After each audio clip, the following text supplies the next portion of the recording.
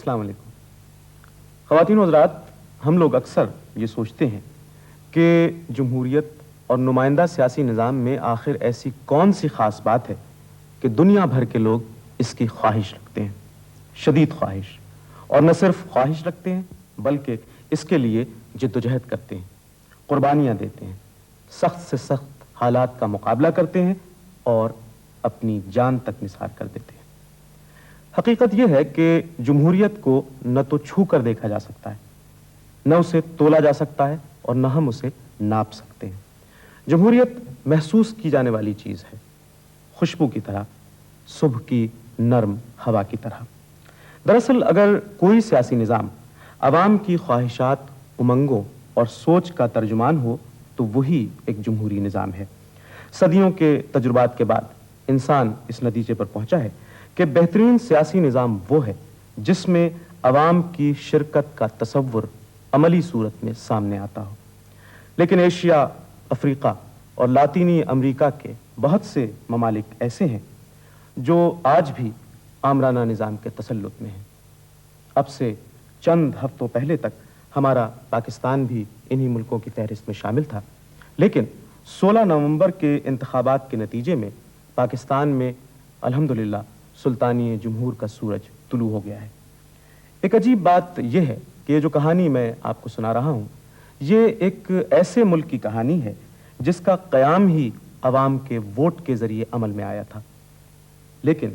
یہاں مختلف وجوہات کی بنا پر جمہوریت کو کبھی پنپنے کا موقع نہیں دیا گیا۔ پاکستان پیپلز پارٹی کا بانی ممبر رہا ہوں۔ سن 68 میں 68 کے اندر ایوب خان نے مجھے گرفتار کیا، فیبروری 69 میں اور اگست 70 میں یحییٰ نے مجھے 2 دفعہ گرفتار کیا، اور ضیاء نے سن 78 سے لے کر 88 تک مسلسل قید رکھا مجھے۔ میں اس دوران جب جیل میں تھا تو مجھے ایک موقع ملا کہ ہزاروں آدمی جو جیلوں میں آئے ان سے نزدیک دیکھنے کا اور ملنے کا موقع ملا۔ یہاں تک کہ جب میں سکھر جیل میں تھا تو ہم اس وقت صرف 2 قیدی تھے، محترمہ بے نظیر بھٹو صاحبہ اور میں، اور اس طرح پاکستان کے مختلف سیاسی لوگ اور جن پہ ظلم ہوا ان سب سے ملنے کا بڑا، ان سب کے دکھ دیکھ کر مجھے ایسے لگا جیسے میں اپنے دکھ بھول گیا تھا، خاص کر کے جب میں نے ایاز سمو کی اور ناصر بلوچ کی اپنے سامنے موت کا منظر دیکھے جیل کے اندر۔ آج پاکستان میں جو نمائندہ جمہوری نظام قائم ہے اس کے لیے ملک کے ہر حصے سے تعلق رکھنے والے اور ہر عمر سے تعلق رکھنے والے لوگوں نے زبردست جدوجہد کی ہے۔ یہ چند لمحوں کی کہانی نہیں ہے، ماہ و سال پر پھیلی ہوئی داستان ہے جس کے کردار ملک کے چاروں صوبوں میں پھیلے ہوئے ہیں۔ پاکستان کے عوام نے جمہوریت کا جو خواب دیکھا تھا اور جو خاکہ بنایا تھا اس میں حقیقت کا رنگ بھرنے کے لیے انہیں آگ اور خون کے دریا کو عبور کرنا پڑا ہے۔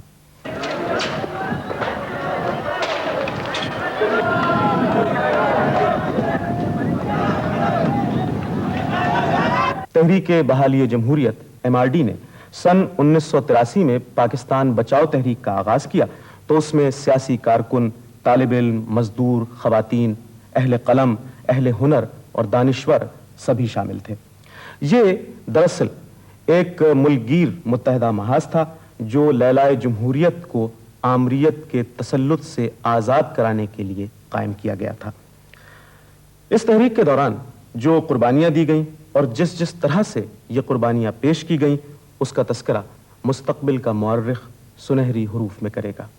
ہمارے 83 تاریخ میں 29 سپٹمبر کو یہاں ایک واقعہ ہوا تھا کہ ہم پارٹی کی کال پہ ہم قرآن خوانی کر رہے تھے کہ شہیدوں کی یاد میں ہم قرآن شریف کی قرآن خوانی ہو رہی تھی کہ اچانک وہاں بموں کی بھی دھماکے ان کے اوپر بم بھی پھینکے گئے، اور اس کے بعد ان کے یہاں سے ادھر روڈ پہ لے کے اس کو سلا کے اور اس کے آدمیوں کے اوپر جو ہے وہ ٹرکیں چڑھائی، اور ہمارے جو 6 آدمی ہے وہ اس ٹرکوں کی وجہ سے مر گئے اور اس کو کوئی گولی وولی نہیں لگی، وہ ٹرکوں کی وجہ سے مر گئے۔ تو ان کے بعد ہمیں یہ آخر میں ہمارا باپ پنل خان چانڈیو ان کو بھی وہ لے کے آئے اور ہمیں سب کو یہ جو ہے وہ ٹرکوں میں بند کر کے اور اوپر پال رکھ کے ہمیں بند کر کے ہمیں بغیر لے گئے اور ہمیں کسی جو زخمی تھے ان کو اسپتال میں لے گیا گیا اور جو اتنے زخمی نہیں تھے ان کو ٹارچر سیلوں میں لے کے گئے اور ہمیں 1 مہینے تک ہمیں ٹارچر سیلوں میں رکھا گیا. میں شہید عبدالغنی ابڑو کا چاچا ہوں. میرا نام علی اکبر ابڑو ہے. وہ اس کی شادی 1-2 دن میں ہونے والی تھی. اس کو جمہوریت کے لیے بہت یعنی اتنی دل تھی کو جو وہ جان کوئی قربان دینے کے لیے بھی تیار تھا. جب بھی کوئی جلوس نکلتا تھا یا جہاں تحریک چلتی تھی وہ پہلے وہاں پہنچتا تھا. جب یہ خیرپور ناتھن شاہ میں یہ تحریک چلی تو یہ نمایاں طور پہ اس نے حصہ لیا اور وہاں 12/9 اور 1983 پہ شہید ہوا. اور ہمارے کو یہ خوشی ہے کہ جب بھی بے نظیر صاحبہ ہمارے کو حکم دے گی ہم وہاں پہنچے گے. جب بھی یہ تحریک چلے گی ہم اپنا اولاد جو ہے ہمارے جو بیٹے ہیں وہ بھی قربان کرنے کے لیے تیار ہیں. سائیں مجھے پٹ بھی تھوڑا جلسن میں اساں کی سکھ وڈی مجھے پٹ شہید تھی پہ جلسے میں ماں جڈو آیا مجھے کم کرنے والو ہو ننढड़ा बचड़ा हर बस वरी भी सिर ॾियण लाइ तयारु